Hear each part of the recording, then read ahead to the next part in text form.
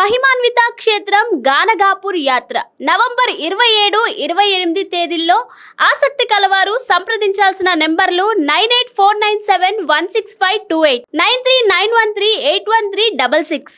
Hi hello నమస్తే, welcome back to Max TV. నేను మీ శ్రావ్య. ఈరోజు మనతో పాటు ఉన్నారు certified nutritionist Prashanth Kumar and expert in weight loss, PCOD, diabetes and all lifestyle diseases. మరి సార్తో మాట్లాడదాం. నమస్తే సార్. నమస్తే.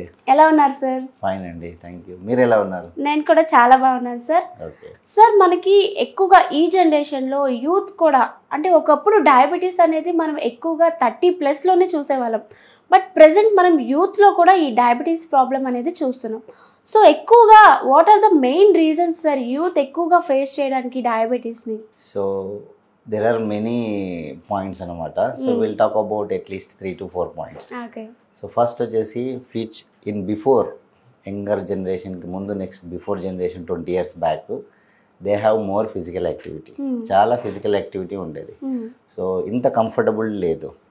సో నెక్స్ట్ వచ్చేసి ఏంటంటే ఫుడ్లో చాలా క్వాలిటీగా తినేవాళ్ళు. అప్పుడు మనకి ఫుడ్లు కుక్ చేసుకొని తినేది ఎక్కువగా ఉండేది. There is no outside junk food and కాప్స్ ఎక్కువ ఉండేవి కావు, షుగర్స్ ఎక్కువ ఉండేవి కావు. సో మ్యాక్సిమం పేరెంట్స్ చేసిన ఫుడ్ని ప్రిఫర్ చేసేవాళ్ళు.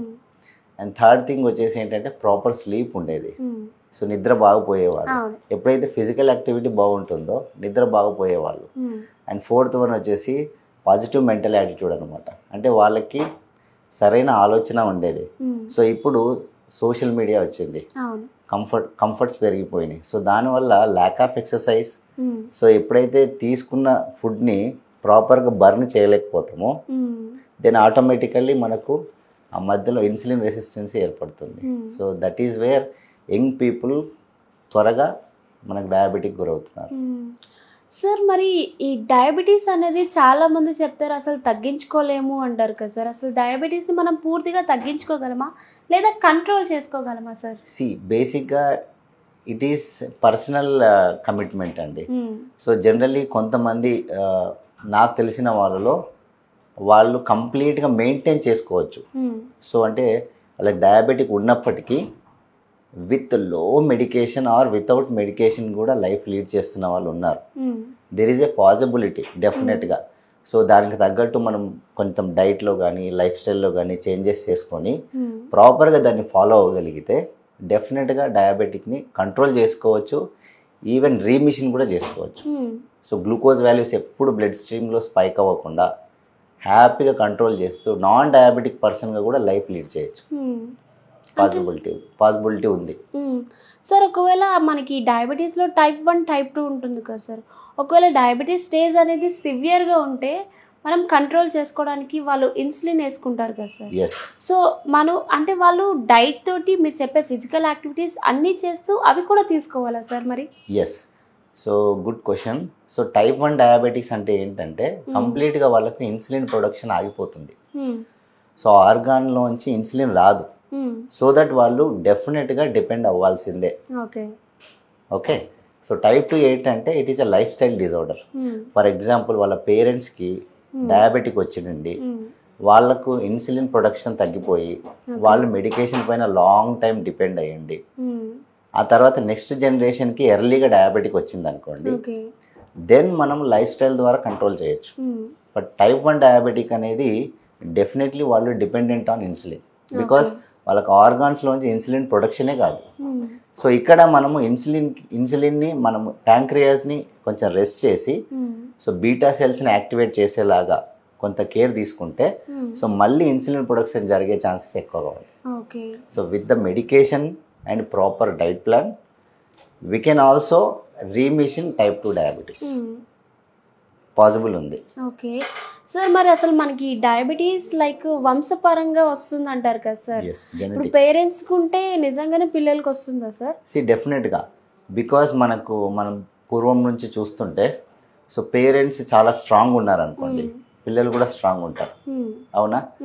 సో అలాగే పేరెంట్స్కి ఉండే గుడ్ క్వాలిటీస్ ఎలాగైతే పాస్ అవుట్ అవుతాయో నెక్స్ట్ జనరేషన్కి, even diseases, life style disorders ఏవైతే ఉంటాయో అవి కూడా పాస్ అవుట్ అవుతాయి. సో జనరల్లీ మదర్ వీక్గా ఉన్నారు అనుకోండి, బేబీ ఆటోమేటిక్గా వీక్ ఉంటుంది. సో ఫాదర్కి డిసీజ్ ఉంటే ఫాదర్కి ఉండే జీన్సే సెల్సే నెక్స్ట్ జనరేషన్కి పాస్ అవుతాయి కదా. సో డెఫినెట్గా జెనెటికల్ అనేది మ్యాండేటరీగా ఉంటుంది ప్రతి ఒక్కరికి. ఫర్ సపోజ్ ఒకవేళ పేరెంట్స్కి ఉంది సార్, కానీ ఎవరైతే ఈ చైల్డ్ ఉన్నారో సో మంచిగా ఫిజికల్ యాక్టివిటీస్, మంచి డైట్ ఫాలో అవుతున్నా, ఎవ్రీథింగ్ ఈజ్ ఫైన్ అయినా సరే వాళ్ళకి వస్తుందా సార్ మరి డయాబెటీస్? సో కొంతమందిలో ఏంటంటే we can have that problem మీరు అన్నట్టుగా. సో ఈవెన్ చేసినప్పటికీ కొంతమందిలో కంటిన్యూ అవుతుంది. This is completely depending on percentage of damage. As a పేరెంట్గా వాళ్ళకు ఎన్ని రోజుల నుంచి వాళ్ళు మెడికేషన్లో ఉన్నారు, కంప్లీట్గా they were dependent almost 10 years 20 years in the medicine అనుకుంటే, నెక్స్ట్ జనరేషన్కి ఆ టైంలో ఆ బాబుకి ఏదైతే బేబీ ఉంటుందో పాస్ అయ్యే జీన్స్లో కూడా ఆ ఎఫెక్టివ్నెస్ ఉంటుంది. అది కాకుండా మినిమల్గా ఉందనుకోండి, నెక్స్ట్ బాబు హ్యాపీగా diet control, physical activity, proper sleep ఇందాక చెప్పినట్టు చేస్తే కనుక మంచి హెల్త్ని లీడ్ చేస్తారు. ఇది డెఫినెట్గా జరుగుతుంది. సో ఫాదర్కి వచ్చిందని చెప్పేసి నాకు కూడా 100% వస్తుంది అలాగేం లేదు. ఇఫ్ మీరు టేక్ కేర్ తీసుకుంటే చాలు, నాకు ఎలాంటి డిసీజెస్ లేకుండా నేను హెల్దీ లైఫ్ని మెయింటైన్ చేసుకోవాలని ఒక కమిట్మెంట్ మీకు ఉంటే వితౌట్ డిసీజెస్ లీడ్ చేస్తున్న వాళ్ళు చాలా ఉన్నారు. సార్ మరి డయాబెటీస్ ఉన్న వాళ్ళు అసలు ఎలాంటి డైట్ ప్లాన్ తీసుకోవాలి సార్? ఇప్పుడు చాలా మంది చెప్తుంటారు కదా, డయాబెటీస్ ఉన్న వాళ్ళు అసలు రైస్ తినకూడదు. కొంచెం డైట్ ప్లాన్ అనేది ఎలా ఉంటుంది సార్ వాళ్ళకి అసలు? ఎందుకు రైస్ తినకూడదు అని అంటారంటే, జనరల్గా మనకు ఒకప్పుడు ఏంటంటే ఎక్కువ శాతం మనం దంపుడు బియ్యం తినేవాళ్ళం. సో అంటే డెఫినెట్గా ఫైబర్ ఇంక్లూడ్ అయ్యి మంచి ప్రోటీన్స్, బి వైటమిన్స్ ఉండేటివి. సో అప్పుడు మనకు తీసుకున్న ఫుడ్ బ్లడ్లోకి రావడానికి చాలా టైం తీసుకునేది, బికాస్ ఫైబర్ ఉండేది, వైటమిన్స్ ఉండేవి కాబట్టి. బట్ ఇప్పుడు రిఫైన్డ్ కార్బ్స్ ఎక్కువైపోయినాయి. సో దానివల్ల ఏమవుతుంది, గ్లూకోజ్ ఇమీడియట్గా బ్లడ్లోకి స్పైక్ అవుతుంది. సో ఆ గ్లూకోజ్ స్పైక్ అయినప్పుడు దాన్ని ఎనర్జీగా ఖర్చు చేయకపోవడం కారణంగానే మనకి ఇన్సులిన్ రెసిస్టెన్సీ వచ్చి గ్లూకోజ్ బ్లడ్ స్ట్రీమ్లో మిగిలిపోయి డయాబెటిక్గా కన్వర్ట్ అవుతుంది. అవునా? సో దట్ ఈజ్ వేర్ మనము లో కార్బ్స్ అంటే మన కార్బ్స్ తగ్గించి కాంప్లెక్స్ రిలేటెడ్ కానీ మిల్లెట్స్ కానీ ఇవి ఎక్కువగా తీసుకోమని చెప్తారు. ఎందుకంటే వాళ్ళకి అంత గ్లూకోజ్ అవసరం లేదు, బాడీ బేర్ చేయలేకపోతుంది వాళ్ళ గ్లూకోజ్ని. సో దానివల్ల ఏమవుతుంది, ఎక్సెస్ గ్లూకోజ్ బ్లడ్లో ఉంటే ఆర్గాన్స్ అన్ని డ్యామేజ్ అవుతాయి, ఫ్యూచర్లో చాలా ప్రాబ్లమ్స్ వచ్చే ఛాన్స్ ఉందని చెప్పేసి లో కార్బ్స్ ఫుడ్ని ప్రిఫరబుల్గా రికమెండ్ చేస్తారు. ఓకే. సో మరి వాళ్ళు ఎలాంటి డైట్ ప్లాన్ తీసుకోవాలి సార్ మార్నింగ్ నుంచి నైట్ వరకు? సో సింపుల్, వాళ్ళ కీ ఏంటి, వాళ్ళు తీసుకున్న గ్లూకోజ్ అబ్జర్వ్ చేసుకోవట్లేదు. సో ఎంత గ్లూకోజ్ ఉంటే వాళ్ళ బాడీలో గ్లూకోజ్ పారామీటర్స్ నార్మల్గా ఉంటాయో అంత గ్లూకోజ్ తీసుకుంటే సరిపోతుంది. ఫర్ ఎగ్జాంపుల్, సో ఒక మనిషి మార్నింగ్ నుంచి ఈవినింగ్ వరకు హార్డ్ వర్క్ చేస్తున్నాడు అనుకోండి, సో వాళ్ళు ఎక్సెస్ గ్లూకోజ్ తీసుకొని దాన్ని బర్న్ చేస్తారు. ఇంకొంతమంది హెక్టిక్ జాబ్స్ ఉంటాయి, అంటే సిట్టింగ్ జాబ్స్లో ఉంటారు, సో వాళ్ళకి అంత గ్లూకోజ్ అవసరం లేదు. సో సింపుల్గా 2 meal పెట్టుకొని దానిలో సఫిషియెంట్గా ఫస్ట్ వెజిటేబుల్స్, ఆ తర్వాత గుడ్ ఫ్యాట్, ఆ తర్వాత గుడ్ ప్రోటీన్, లో కార్బ్స్ తీసుకోగలిగితే వాళ్ళ గ్లూకోజ్ స్పైకింగ్ ఉండదు. సో దానివల్ల వాళ్ళ గ్లూకోజ్ లెవెల్స్ బాగా మెయింటైన్ అవుతాయి. So 2 meal and activity, proper sleep, that is fine.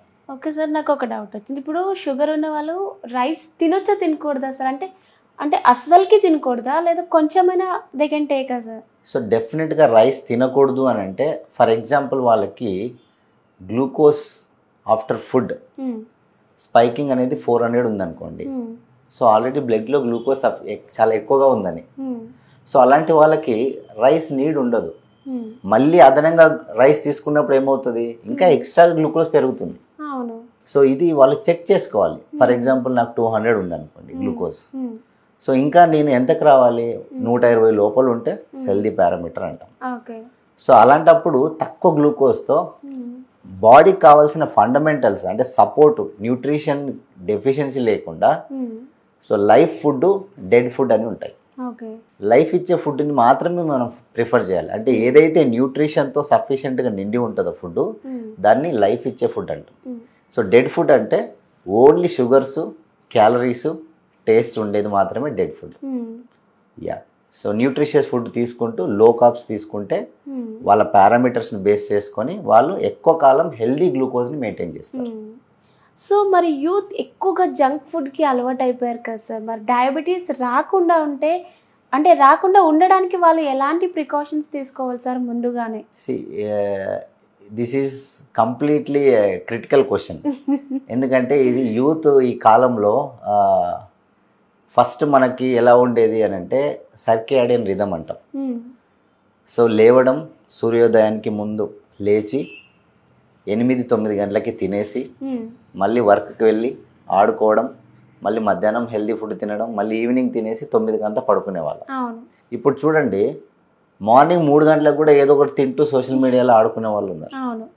So which is very dangerous. So దానివల్ల ఏమవుతుందంటే మనకి స్ట్రెస్ హార్మోన్స్ ఎక్కువైపోతాయి, స్లీప్ ఉండదు కాబట్టి వాళ్ళు ఎక్కువ ఈటింగ్ హ్యాబిట్స్ పెరిగిపోతాయి. సో జనరల్గా ఇది చాలా అవేర్నెస్ కావాలి. దీనికి నేను చెప్పేది ఏమంటే చాలామంది మా పిల్లోడు చెప్తే వినడు, ఇదే తినేస్తాడు. అదంతా కూడా పేరెంటల్ అప్రోచ్ సరిగ్గా లేక ఫస్ట్ థింగ్. ఎందుకంటే మన సొసైటీలో హెల్త్ గురించి ఎడ్యుకేట్ చేసి దాన్ని పాటించి ఎగ్జాంపుల్గా ఉండే పేరెంట్స్ చాలా తక్కువ ఉన్నారు. ఎంతసేపు ఉన్నా వాళ్ళ కంఫర్ట్స్ వాళ్ళకి వదిలేస్తారు. ఒక మొబైల్ ఇవ్వడము, ఒక ల్యాప్టాప్ కొనియడము, వాళ్ళ పాకెట్ మనీ ఇవ్వడము, పట్టించుకోరు. Because they were busy. సో దానివల్ల వాళ్ళు ఏం తింటున్నారు, ఎప్పుడు పడుకుంటున్నారు, ఎప్పుడు లేస్తున్నారు అనే విషయం తెలియదు. సో ఫస్ట్ పేరెంట్స్గా ఒక ఎగ్జాంపుల్గా ఉండాలనేది నేను చెప్తాను. సెకండ్, వాళ్ళకు తినే ఫుడ్లో మ్యాక్సిమం ఇంట్లోనే ప్రిఫర్ చేయాలి పేరెంట్స్. ఇంట్లోనే ప్రిపేర్ చేసి తినిపించడం అనేది ఇక్కడ కీ. సో ఎందుకు తినాలి అనేది దాన్నే మనం పేరెంటల్ అప్రోచ్ అంటాం. సో ఒకప్పుడు మనం పిల్లలు, పేరెంట్స్ అందరూ కూర్చొని తినేసి ఆ ఫుడ్ ఇంపార్టెన్స్ ఏంటి, దీనివల్ల ఏమవుతుంది అదంతా కూడా చెప్పినప్పుడు వాళ్ళకు ఒక క్లారిటీ వస్తుంది. సో దానివల్ల బ్యాడ్ థింగ్స్ ఏవైతే ఉన్నాయో సో దాని గురించి కూడా వాళ్ళు కొంత అవేర్నెస్ తీసుకోవాలి. అంటే ఎందుకు జంక్ ఫుడ్ తినకూడదు, అది ఎలా తయారు చేస్తారు, దానివల్ల నీకు ఎట్లాంటి హెల్త్ ఇష్యూస్ వస్తాయి అనేది ఒక కేర్. అండ్ మూడో విషయం ఏంటంటే సోషల్ మీడియాని మ్యాక్సిమం పేరెంట్స్ 10-12 తర్వాత అవాయిడ్ చేయాలి పిల్లలకి. సో దానివల్ల మైండ్ పాడవుతుంది, సో స్ట్రెస్ ఎక్కువైపోతుంది, లైఫ్ స్టైల్ ప్రాబ్లమ్స్ వస్తాయి. So these are the things అన్నమాట. So and moreover final thing ఏంటంటే యాక్టివిటీ. వాళ్ళని పొద్దున్నే జిమ్కో, గ్రౌండ్కో, ఏదో ఒక స్పోర్ట్స్ ఆడడము, అలా ప్రాపర్గా మనము చిన్నప్పటి నుంచే పిల్లలకి స్పోర్ట్స్ అనేది మ్యాండేటరీగా పెట్టాలి. So without physical activity there is no development.